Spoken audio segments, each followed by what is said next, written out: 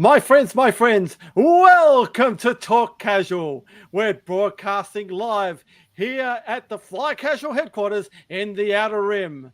As always, the Grand Master of Salt himself, Mars Ariel. Today, we have some very special guests with us. We've got two lads going to the US with me to play Armada at Worlds. So to the right of me or to the left, it depends on what you're seeing on your screen. We have James Mundo himself.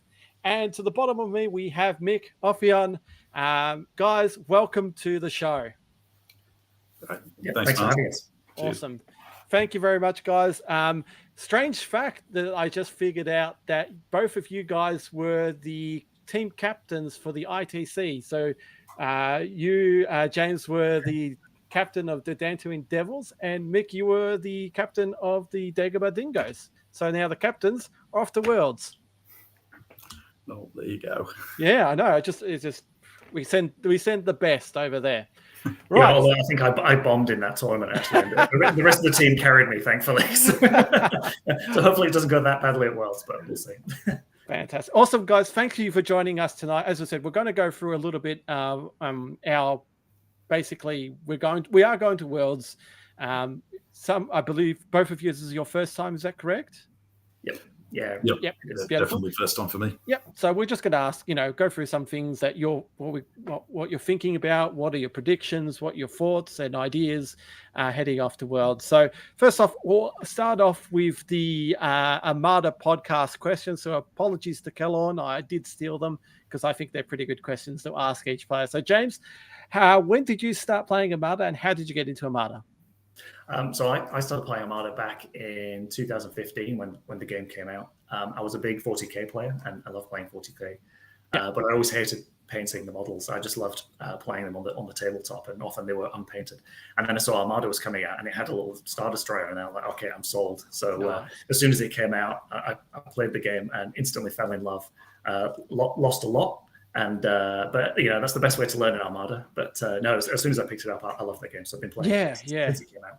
Yeah, I totally agree. You lose a lot at the start, but then at the end, you pick it up and you become a really good player. Just look at Lachlan Relent himself now. He's learnt the ropes, and now he's in the finals of the Vassal World Cup. So you can see it that way. Mick, yourself, how did you end up playing Armada? Yeah, well, like James, I guess I got in at when it first released. It was good timing, I guess, because I'd always been a 40k player through uni, and then when kids came along and all that basically fell off, and Armada released at a point where I was just starting to kids had grown a little bit, and I was looking to get back into something of that nature. So Armada's really, really kind of hit the spot in terms of a game I'd always sort of hoped someone would bring out. Yeah. Oh, yeah. The mini spaceships just absolutely putting an ISD down just absolutely looks stunning on the table, doesn't it? Yeah. That's totally what sold me on it initially. Yeah, it's like seeing the Star Destroyer model. It's like, I want to play that, and you get that effect when people walk past your table and you play a game as well. It's cool. Yeah. Like best way to sell it is put an ISD or the Super Star Destroyer down. People just go, "Ooh, what's that?" So, 100%. So, James, we'll ask you, what is your play style? What do you like playing? So I quite like a combined arms style fleet. So I like to have a mix of ships that can hit hard and also squadrons as well, and combine those two together. Because I quite like the ability to to be able to put pressure with the ships, but then also follow that up with squadrons. And I love that sort of combination of the game, trying to bring those pieces together. Yeah. When it works, it's really powerful. When it doesn't work, it falls apart. It can fall apart quite badly. But that's I really enjoy it when it comes together. It's really fun. Yeah, I remember like your first nationals, you bought an ISD one and with this with all these squadron balls, and you've definitely surprised a lot of people, because a lot of people thought that the ISD one was rubbish, and he stepped up with an ISD one and won the whole thing. So the ISD one's still a good ship. I still rate it. Yeah. You showed it. So Mick, what is your play style? I'd say similar to James. I like the combined arms. I don't lean heavily into squads. if anything, my squads are usually just there to protect against an opponent's squads, and while I rely on my ships to do the damage, and I like a fleet that looks like a fleet. So, I like an AEST and a couple of cruisers or something like that. I don't like, a quasar and a raider and a couple of flotillas pushing a whole cloud of squadrons, kind of a thing. So that's sort of my nice. Love it. James, now what piece of advice would you give yourself if you're starting the game? If you go back in time and go to yourself, give you a piece of advice, what would it be? So I think when I first started out in Armada, and as more and more releases came out, I just really wanted to try different things. So I'd come up with different combos, and I'd always end up switching it up. And I think sometimes I didn't quite stick with the same thing long enough. And particularly, like one incident, I remember I went to UK Nationals back in a long time ago, and I prepped a fleet, and I had it all prepped. And then the night before, I changed it. It was the worst decision I ever made in my life. Yeah. It was terrible. It went so bad. So yeah, sometimes just stick to your guns. You might sort of feel that this fleet might not do well, but because you practice with it, you just got to sometimes back yourself. Now, just a side question: was that the infamous one raider Tarkin? It was, event? Yes, yeah, I remember that. Yeah. There's a guy came along with a Raider 1, Admiral Tarkin as the admiral. Came up for the first game, deployed backwards at speed 4, and they flew off, collected the cards, and went off to play another game. Oh my gosh. That's like Armada folklore, that one. That's yeah.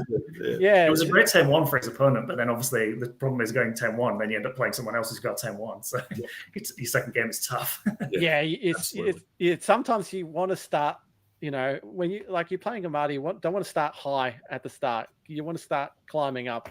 Trust me, it's one of those things when you get that 10-1, it's like, great.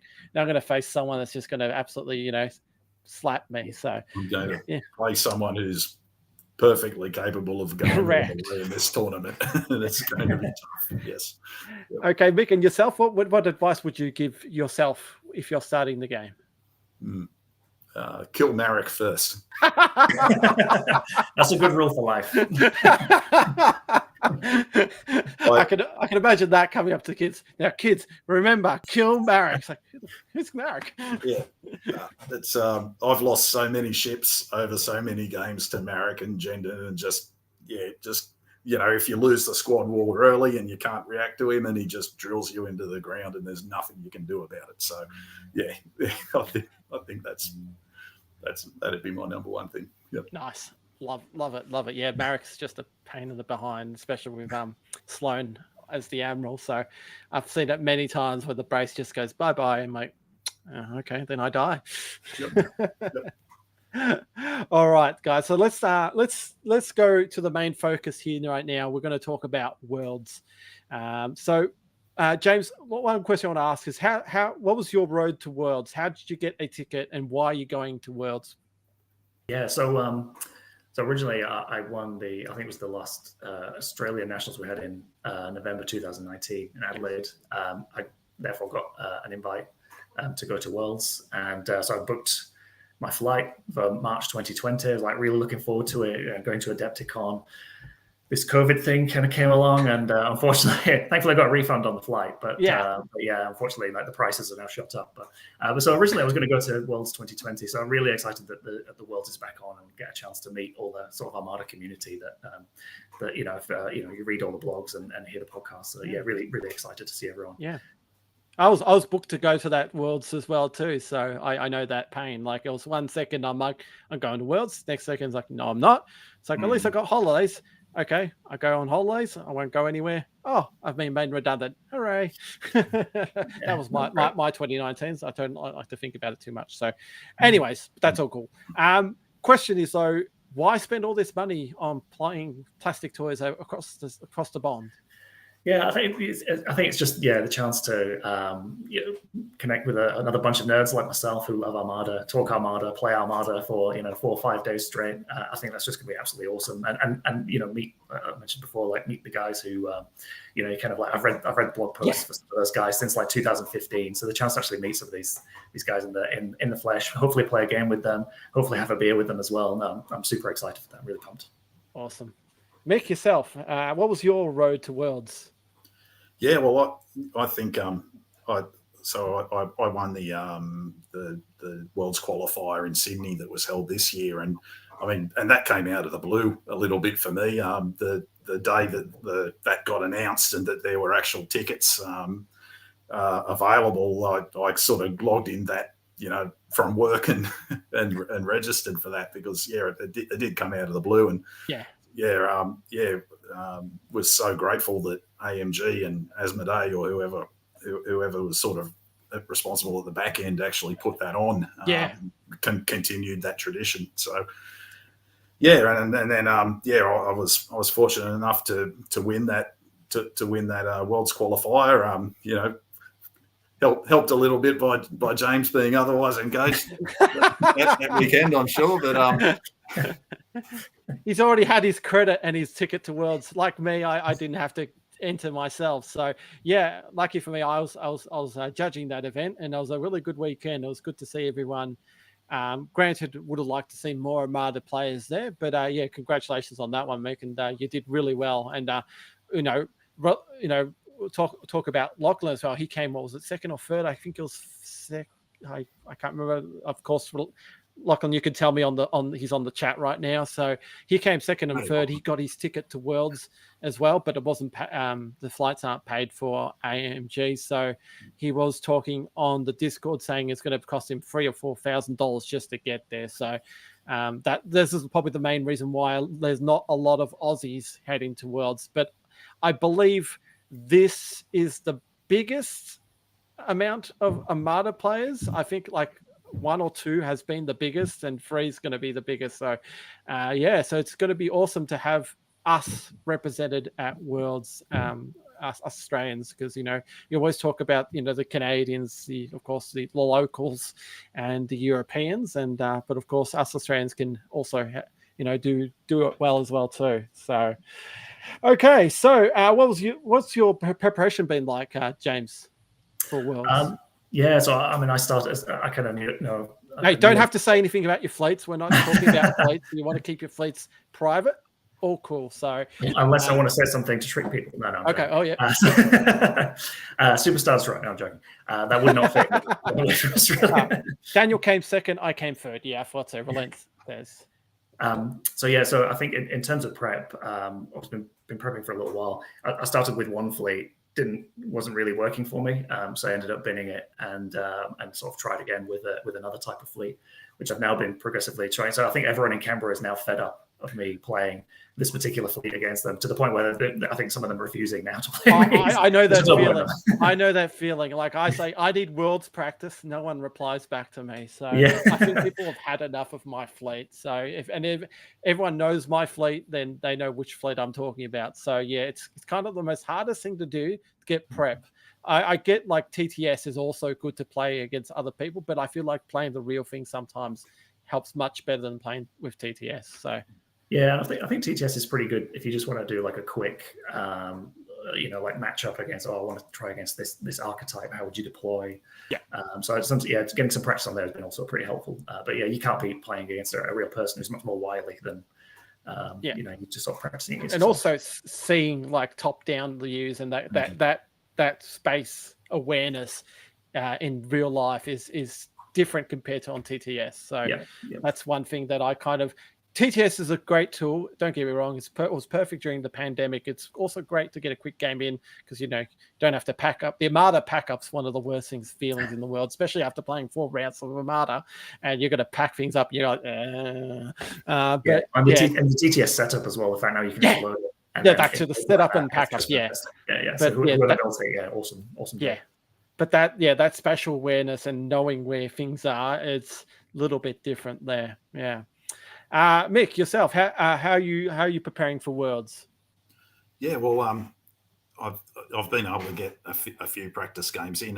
So I'm basically sticking with very similar to fleet to what I won the national or the world qualifier with.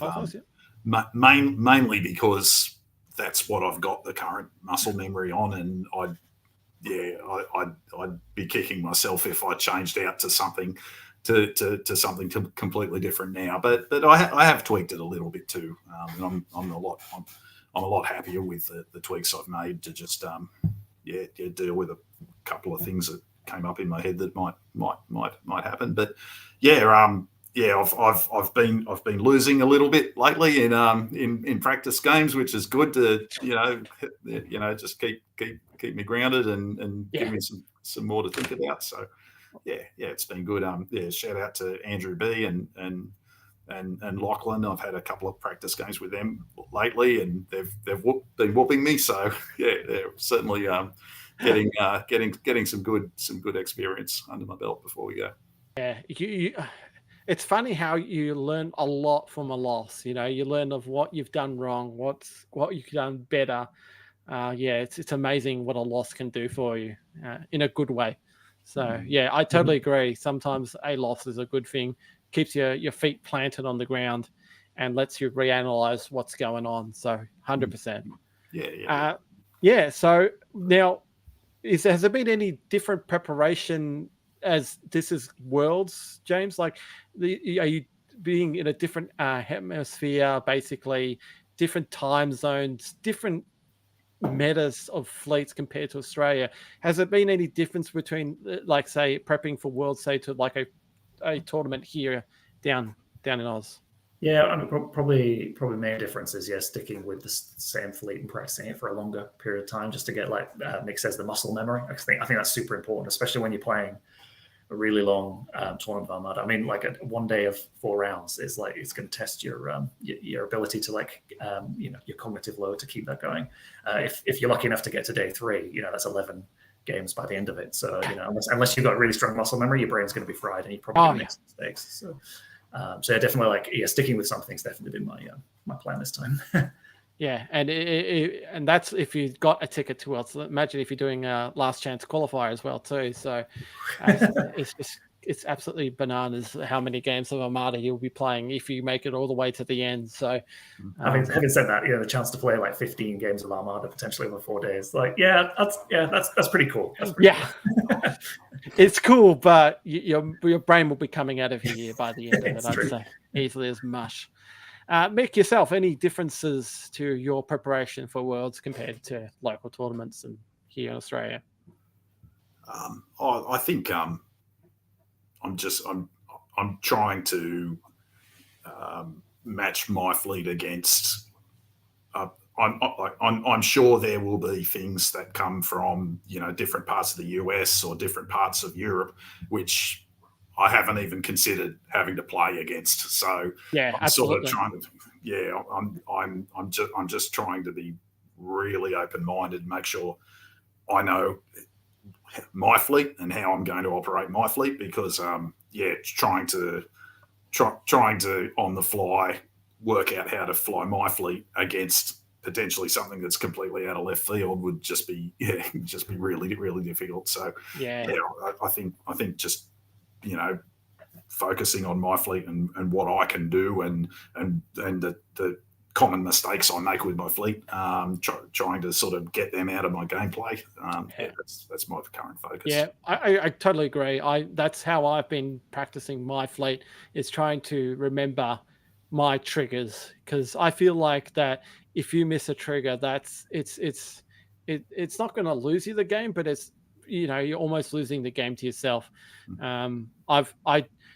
I haven't been practicing against archetypes like a Farm Hawk or a Sloan Aces or anything like that. I've just trying to remember, because my main competitive fleet, I've put it away when I'm not playing. I play other things, but once I get that out, I haven't played it for a while, and I have to start remembering those triggers. Because once you get onto the floor at Worlds, if you forget triggers, that's it. Like, it's just, there's no, as they say, there's no take backsies and all that. So depending on some players will be like, yeah, no worries. But most of the times it's up to you to remember those triggers and to remember that muscle memory of what goes next and so forth. So for me, trying to get back to that kind of competitive edge was the main focus for me when I was practicing there. So yeah. So also, guys, if you have any questions in the chat, put them on the chat and I'll ask the guys. So Relent saying online is good for learning and practicing your own list. 100%. I'd never said anything that online is not. I'm just saying it's compared to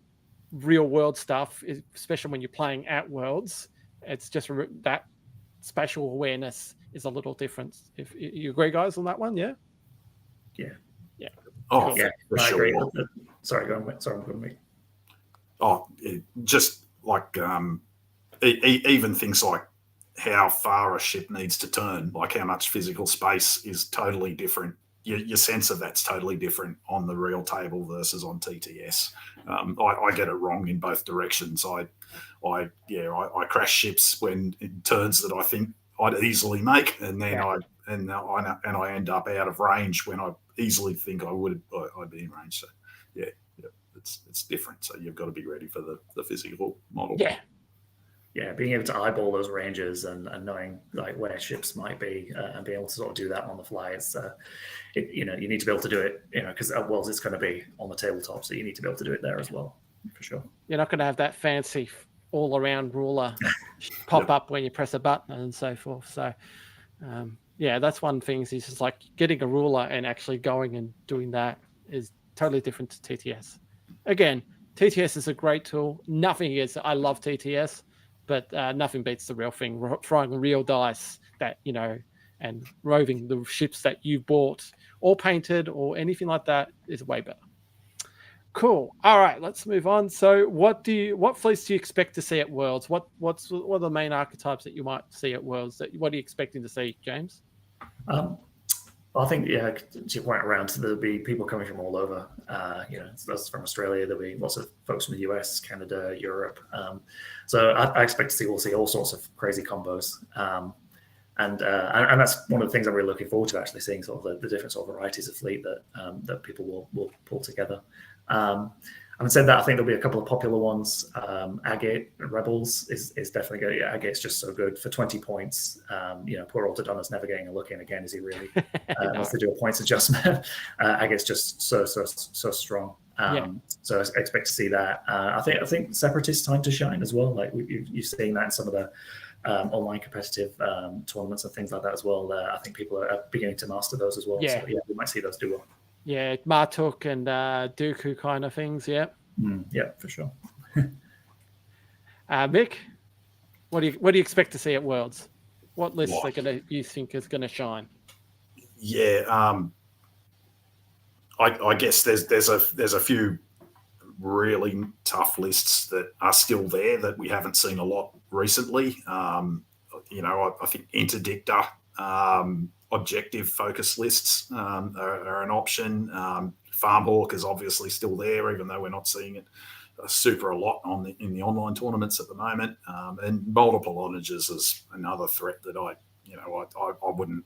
wouldn't take a list to a. I think you're going to see multiple onages for sure. Yeah, I'd want to plan for that. Those and obviously, Martok, Patriot Fist, Munificence, that's doing pretty well at the moment. And so I guess those are the obvious ones. And then there's, like I said, there'll be lists that that really good players are cooking up, and working on, and not sort of saying too much about, and that they think will crack the meta. So yeah, it'll be really interesting to see people break those out too. Yeah. So okay, James, what fleets will do what? Do you think, if you had a prediction for Worlds, what will do well? What will win it? Apart from yourself, I doubt that very much. I think Akbar's due for a bit of a resurgence. Just the ability of Akbar to add the firepower on top, it gets around things like thermal shields. I think that's probably due for a bit of a resurgence, I reckon. And you can never rule out Riken Bombers kind of disappears. And then just it comes back out the woodwork whenever Worlds comes around, right? Yeah. And you can never rule it out because it's always really strong. Yeah. You rarely see you rarely see Riken a lot these days, but he's still that powerful. Yeah, you're quite right there, James. 100%. Mick, yourself, what do you expect will win Worlds? What's your prediction, and what are the fleet archetypes that's going to do well? I think, like James said, some sort of rebel squad build that can, not risk a lot all at once and just play all facets of the game quite well. I think that's probably what I'd be most worried about. Probably because none of the tech of the fleet that I fly works against it. And same with Akbar. Right? Like a well-played Akbar list can blow you off the table very quickly. That's what I've got my eyes on, I guess. Nice. Those Rebel Bomber fleets are really really precision to play. So fair play. If someone can play that for 11 or 15 rounds, then good on them. That's true. Yep. Yeah. Yep. Nice. Relents just asked a question here. Do you think a squadronless or a light screen list will make the final of Worlds? James? Finals in the third day. I presume the third day. Let's go for the third day. Yes. Yeah, I could see that. Yeah, I could see. I think there would. I think it would be squadronless and maybe only one, possibly two. That's able to. There was one recently. I can't remember the name of the guy who's playing it, but like a separatist fleet that can move shields around and that sort of thing. Like if you can have a fleet that's able to involve PDICs, move shields around, I think it can survive that alpha strike from the squadrons pretty well. So yeah, I could see something like that going through, or even an SSD. Who knows, right? Yeah, true. That's 100%. Like SSD Onagers making the presence at the moment. It's anything with Tambor and just moving shields and just repairing like crazy, spam crazy. Yeah, 100%. Yourself, Mick, do you see a squadronless or light screen making the Worlds final? I think squadless would be doing very well to go that far without that lack of squads, hurting it badly in a game or two. I wouldn't be brave enough to go without any squads at all. No. I think light squads. I think that's probably my forte, my preference, and I guess it does chime in well with a lot of upgrades we've got now. I think we're finally at that hump where we're right. Oh yeah, it's lost you for a sec there, Mick. Go ahead. Sorry. Yeah. Sorry. I think with PDX and LTT nowadays, we've got enough upgrades that you can potentially heal your way through the squad damage and hit and grind the squads down enough that you can come out ahead. But I'd still like a bit of my own fighter cover just to take out those key threats and to stop whatever ship you've got at the end of your line just getting focused down and sort of losing that way. Yeah, no, I totally agree. Yeah, and Relent said, day 3 cut, he's saying. So, yes, so we figured that out. So, yes, so no, very good. Any other final thoughts of Worlds guides? Do you have anything else that you want to add? Just really looking forward to heading out. Get a chance to play lots of games, meet the community. I mean, it's probably the first big international event since COVID. So I think getting everyone together is going to be really awesome. And even though there's not been releases for a while, I think it just shows that the game is so strong. It's so well balanced with 1.5. I genuinely think any fleet could possibly win Worlds. It actually probably comes more down to the play, and that's a sign of how well balanced the game is at the moment. So we're looking forward to it. Yourself, Mick? Yeah, like I sort of said earlier, I'm just really grateful for the opportunity from the AMG /Asmodee.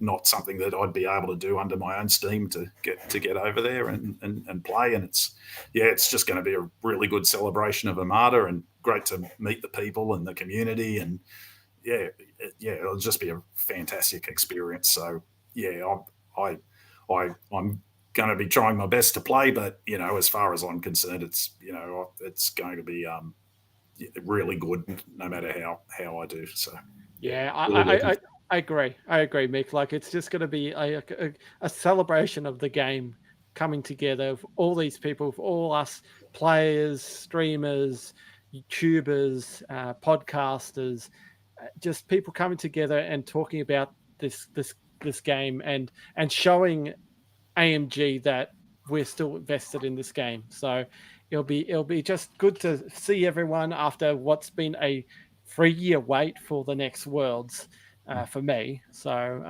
and of course a 3-year wait for you, James, to actually go to Worlds.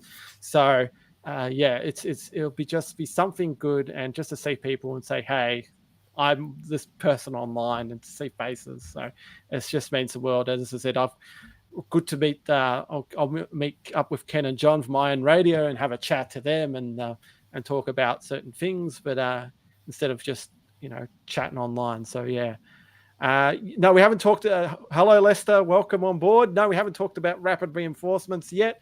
So we're just about to go on to that right now. So I guess, Mars, sorry, just before we go ahead, Mick. Yeah, the only other thing that occurred to me is, like, it would be with Worlds, it'd be really good if AMG were able to say to the community at the wrap up of this one, look, everybody, this pattern is going to continue. So there'll be another Worlds for Armada, and in another 12 months at the next Adepticon, because and we'll be rolling out an organised play structure that lets people qualify for that, because that to me that'd be something that really helped the community in all the local areas get keep engaged and keep really interested if they know that there's a progression there.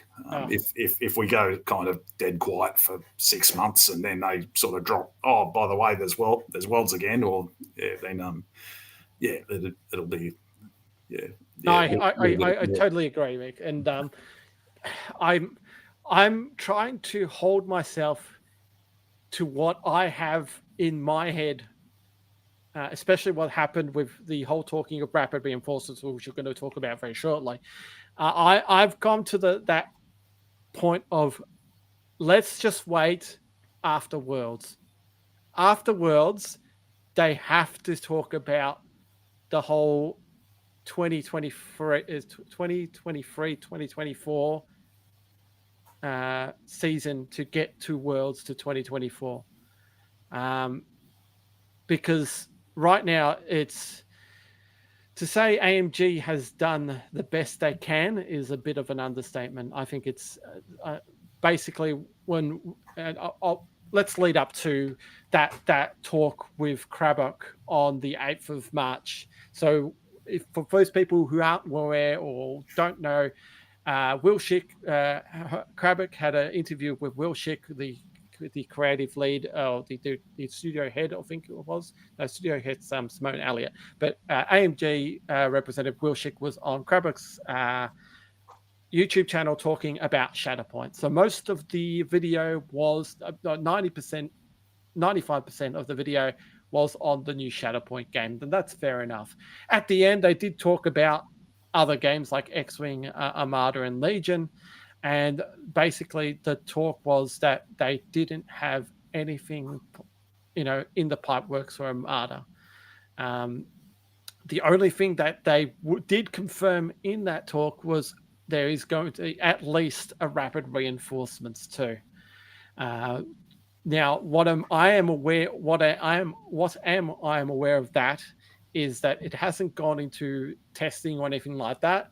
I'm not quite sure if it hasn't got into production yet, so there is no word on it. When is it coming out? We're not quite sure. So we're waiting. We know that is a confirmed thing. As I said before, before I come out and say my 2 cents on certain things of what I need to see with AMG and going further on with organized play. I just probably have to wait till that's Worlds is done, because right now we can speculate as much as we can. We can say that's it, because I've heard a lot of things. I've heard a lot of the stories which I am trying to bite my tongue and wait until I hear something. So I think I'll keep that to a later time. But as you said, Mick, I feel like if we show up and we play, and hopefully we get some kind of word from AMG to say, "Hey guys, we'll continue on with organized play," that's the only thing I'm happy. I don't care about new ships are good. Don't get me wrong. I love new ships, but if there's a wait for ships, that's fine. Like, even if we had one release a year, that would be fine. Right now, all I'm concerned right now is not of new production of ships, but organized play. That when they did announce, was it before that mini extravaganza, that there wasn't anything new, but there was 2 things that were promising: organized play and reprints. I want those 2 things to actually come true.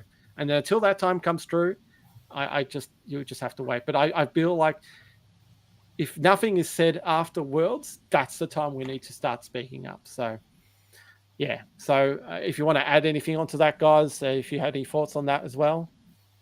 But my own thought is, I agree. I think organized play was really great. It was run before. It gave a sort of focus for the community to come together. Yeah. With that regular release cycle, and that would draw more people in. And having reprints is more stock then for new people to see that game to come in. So I think it would make sense from a business perspective. I'm not in charge, but I could see the value. And also compared to, I think it's really great that Asmodee or AMG have paid for flights for everyone to go to the US. But surely it's probably cheaper to do a organized play and drum up some interest, as a business strategy. But so it'd be great to see that organized play to come together. Yeah, totally agree. Yeah. I don't think I've got anything else I can add. As I said, like for me, a kit just with some kind of alt card of something. It doesn't have to be the world's greatest card. Heck, you can even use the Shatterpoint art, that cartoony art, and make an alt card. How much is that going to cost you in production?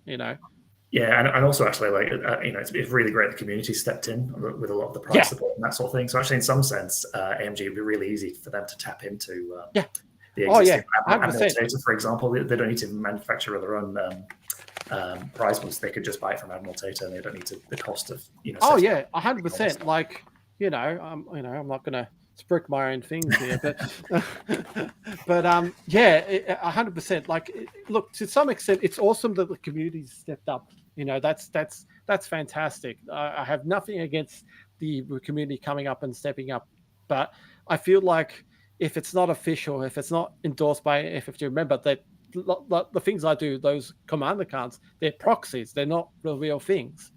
I feel like that if AMG doesn't produce something official, then I think keeping like us regulars playing, that's fine. We will keep playing till the cows come home. It's that person who's just gotten into Clone Wars or bought something. It's just like, should I continue playing this game?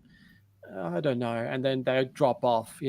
It's kind of hard to get that new player invested in a game when they know, well, there aren't new stuff. There is nothing really to do.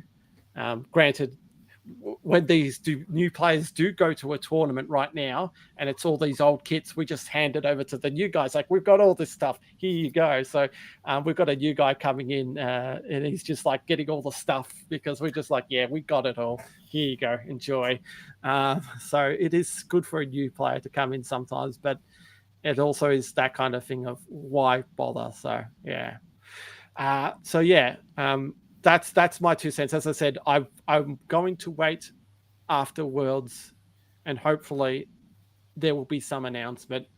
There'll be something said about the 2023-2024 period for open world qualifiers, whatever has to be done to get to Worlds And if there is an Armada Worlds, let's not. I don't like to think about it that way, but you never know. So now, as I said, we're going to move to the rapid reinforcements to talk. So as I said, there is going to be a rapid reinforcements 2. First off, James, what would you like to see in rapid reinforcements 2? I'd really love to see some rogue for the Gar and Separatist factions. I feel that's a real missing piece in the sort of toolkit at the moment. And finding some way to bring that in would be awesome. For example, you could have Jango Fett in the fire spray. That would be really cool. Count Dooku would be great to see in a fighter. Maybe some sort of some Sith in there. That would be awesome. Yeah. So for me, that's what I'd love to see. The only problem is it'd probably be won't be any new models. You'd Dooku, because I'm taking my experiences from X Wing, because X Wing has a lot of stuff that Count Dooku was in the Sith Infiltrator, which we don't have a model for. So where would you put Dooku in, like a Bulba Lab, or that's the hard thing. Yeah. I don't know. I haven't thought on that one. Yeah. Okay. Sorry. I played the devil's avocado here. But what a good one that I hear a lot, and which is really good, Jango Fett in a fire spray for CIS. Yeah, that's awesome. One that I see really good. Also, my guess, the Gauntlet Fighter. Who uses Gauntlet Fighters? It's just like I haven't even opened my packet of Gauntlet Fighters. It's still shrink wrapped there. So in X Wing, the Gauntlet Fighter, it's just come out now. It's the big model. It's a huge model, and it's for all factions. It's for Rebel, it's for Imperial, it's for Gar and Separatists. So that could go Bo-Katan. Bo-Katan could go either way. You can put Ezra Bridger on the Gauntlet Fighter for Rebels. So there's a good example that I brought up, that a Gauntlet Fighter, that a ship that no one uses, can go anywhere and can be used as rapid reinforcements. So the other thing I'd love to see, it might be broken as hell, as the Gar Pelter for the Empire. The ability to have something cheap that can throw projection experts around would be really nice. Yeah, and the suggestion that was being thrown around is like an Imperial Neb, like with fleet support. Yeah, that'd be cool. So that'd be nice. My thought would be, because I'm going like you guys played Empire at War, the PC game. Yep. Like the Imperials have the Acclamator on there. So, but I feel like a medium ship, we already got we already got 2 medium ships. So 3 medium ships. I don't think the Imperials need any more medium ships. So, Mick, let's not forget about you. What do we like to see in rapid reinforcements too? Oh, I think for droids, certainly, if you've watched Clone Wars, they could pick up half of the rogues and villains, tomorrow easily. Like, you could just bring out a new card for Boba Fett, call him Jango Fett, slightly different ability, but Bosk, Moralo, IG, I think all of them turn up for the Separatists at some point. So Asajj Ventress in a pursuit Lancer craft, Lester says. I'd love to see Asajj, in whatever ship you could justify her being there, because that'd give you some adept and some funny force sort of related abilities, which would tie in with the Separatists pretty well. And for Imperials, I'd really like to see just a straight out new Victory Star Destroyer ship card.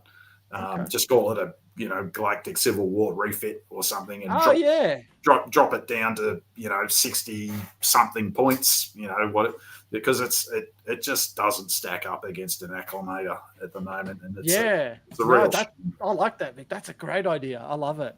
Also, there's the talk of the Rebels getting the Quasar as I can't remember in Rebels what's called. It's not Phoenix Home, because Phoenix Home's the Quasar Flyer, Phoenix Nest. Yeah, I think it's Phoenix Nest. So or Phoenix One. I can't remember what, but them getting that as a squadron pusher, but like I presume a modified squadron pusher that can't put expanded hangar bays or something like that. Something not crazy, but yeah, that's a really good ad for the Rebels as well. Also, I'm thinking the Rebels could also have Ahsoka in an A wing or Ahsoka in a Y wing, with something to give Rebels more force powers, I'd say, with Adept in that. That's my 2 cents on what rapid reinforcements. Also, here's a question for you guys: can rapid reinforcements change the mold? Does it have to be ships/squadrons? You're thinking upgrades? Yeah, upgrades, commanders. Mm. Yeah, because think about it. What's the size of the upgrades and commanders? They're the same squadron size cards these days. I'd love to see spats for the Empire. You see, I'm saying a lot for the Empire here. Oh, don't get me wrong. I'm full down for anything for the Empire, that's for sure. But I think they are needed a bit of a buff at the moment, maybe compared to some of the other factions. But yeah, the spats would be amazing to have on some sort of Imperial platform. That'd be really good. Yep. Mick, I think you threw a famous GAR command that you thinking of. Sorry, Muzz, was that me? I think it was you that suggested the Senate. Oh yeah. Chancellor Palpatine card. Yeah, right. I think if like you say, if they break the mold and bring in potentially new cards or things like that. Yeah, I think there's just such a rich vein of material they could pull for the Clone Wars factions of all that politics. Yeah. So, you could have a Chancellor Palpatine fleet commander or who's just gives you all these bonuses, but is also subtly undermining you at the all through the game. And I don't know, maybe on turn 6, there's a chance that it just goes horribly for you or something. It'd be hard to implement for it to be meaningful and still be able to be playable in a competitive scene. But yeah, I'd like a senatorial delegation that you can put on your ships and a boarding troopers type thing. Yeah, and they spend all game just being an absolute nuisance, and if you get them killed, it's horrible. But they also provide some benefit. Something like that I think would be great. Nice, love it. Yeah, or how about like a Mace Windu boarding card or something like that? Just surprise mother, and just come in and just wrecking the inside of a separatist ship, So I could see that happening as well too. Also, we've had Jim make a Jar Jar Binks card as well too, James. So all about that one. So a Jar Jar Binks card that just ruins everyone. It's like a homebrew one made for fun, but realize it's probably a bit broken. But yeah, basically, if you've got Jar Jar Binks on the ship, then everyone has to shoot that ship if they can, which I think seems fair. Lester says it would be nice to have rapid reinforcements to have CIS double feature of squadrons. Yeah, I agree. Like missing out on squadrons on rapid reinforcements one was really hard for him. So. CIS and GAR need more commanders. Imperials always need a buff. No bias here, says Lachlan Relent. And two-face Palp card like Hondo would be great. A two-face Palp card. So yeah, that's what in X Wing. It's kind of the same thing because I think in X Wing it's Chancellor Palpatine, and you flip it over, it's Lord Sidious. So imagine that, one round you do an event and it changes over to Lord Sidious and it helps the other player out or something like that. That would be interesting, wouldn't it? Like it's just like you help yourself out, then you help your enemy out. If you do that, if you'd say Chancellor Palpatine allowed to do X, Y, Z, but if you do so, you've got to flip card over. And it says next round, Lord Sidious will help out your opponent force. When he does, flip that over. That'd be interesting, wouldn't it? That would be quite cool. Getting the balance right would be hard, but that could be I know. But I'm just thinking of prior examples like X Wing. X Wing has that card where it flips over saying Chancellor Palpatine to Lord Sidious. So yeah, that'll be interesting. Again, thank God I'm not a rules person or a content creator. Well, So I can't make these things up. I'm horrible at these things. So I just talk rubbish on YouTube. That's all I do best. So yeah, fantastic job, mate. Thank you. All right, guys. I think we're done for tonight. Any final words? Any last words, guys? As I said, James, anything that you want to see in rapid reinforcement, and not just that, in AMG in general, going further on? I think obviously it's a bit of a shame not to see new releases coming out, but the fact that AMG Armada is paying for a lot of people to come together for this event for Worlds, I think it gives me some optimism that there is a future there for the game. And to be honest, even if they never released anything again, I still love this game. I keep playing it. It's a great community. So what's dead may never die, right? So. That's it. Yes, very Game of Thrones. I love it. Yeah. Mick, yourself, mate. Any last final words? Oh yeah, just totally agree with what James said.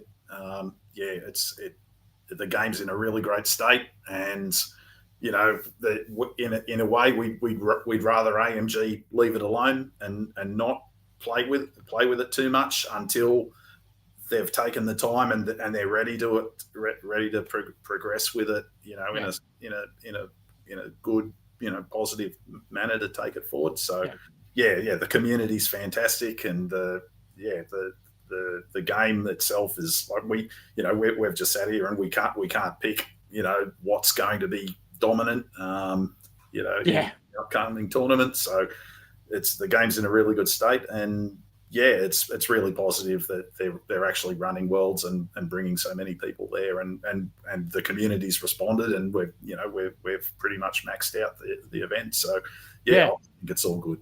Yeah, actually, if you think about it, there was 62 seats for Worlds for Armada, but we are so I think it's sitting on 75. I can't remember off the top of my head, but it's about the 70 mark. So we've over the expected allotment, so which is good. I would have liked to see more people with the last chance qualify, but that's okay. It's all good. Further on with that, I personally think that I agree with you, Mick. Sometimes, because the idea that they touched X Wing and did a couple of changes that people aren't too happy about, and people are thinking, well, at least they didn't touch Armada and do that kind of stuff. Yeah, I kind of in agreement with that.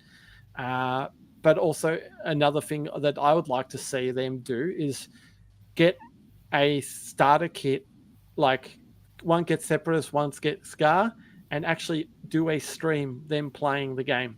I would love to see them, instead of painting Legion, painting.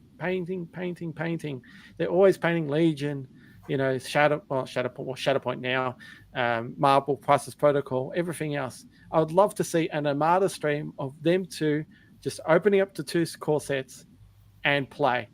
I don't care if they get it wrong. That would be fantastic. I don't care. At least we get a stream where we can comment on saying, hey guys, you're doing this wrong, we're doing this great. Instead of me going and complaining on other people's streams and people complaining, this is an X Wing stream. Yeah, that's all I ask from AMG. If they crack it open and give the game a go, and I bet you if they gave it a go, they would love the game themselves. So I think that's probably the best way to learn, is to play a game. You're involve the community as well. There's a lot of great content creators like yourself, Mars, Ion Radio.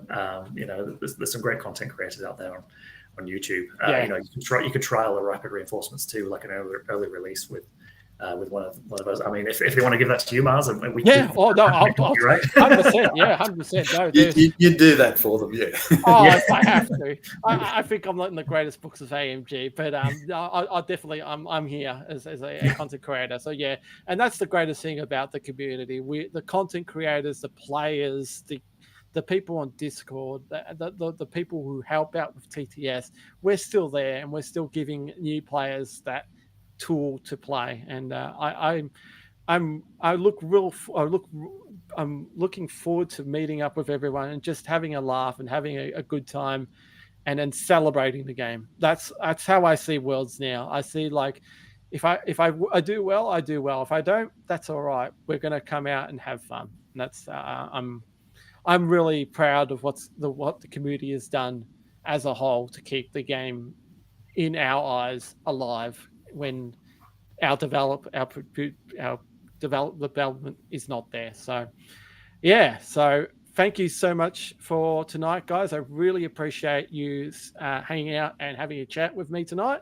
I will definitely, what we'll do after Worlds, we'll have a post-Worlds debrief, and we can talk about our games if you like, guys. I definitely want to do that myself, and we'll go from there. So, yeah, any final last words before we head off, guys? Just final one for me. Just a big thanks, shout out to all the folks in Canberra who've been helping me prep and for facing my horrible lists again and again and again. So, Dan, Lester, Jim, John, if I've missed anyone, I apologize, but no, it's a great local community. So the Canberra community is absolutely fantastic, and shout out to Jim, the work that he does to keep that running. It's amazing. I'm very envious of what he does and the community you guys have. Absolutely, yeah, they're great. We'll always make the trip down there if I possibly. For not nationals, it's just an absolutely fantastic event. Yep. Any final words, Mick? Oh, no, thanks, Mars. Other than just really looking forward to it. Looking forward to meeting everybody, and it's going to be really good. Fantastic. All right, guys, that's it for tonight. Thanks for tuning in. As I said, if you have any comments, leave it below.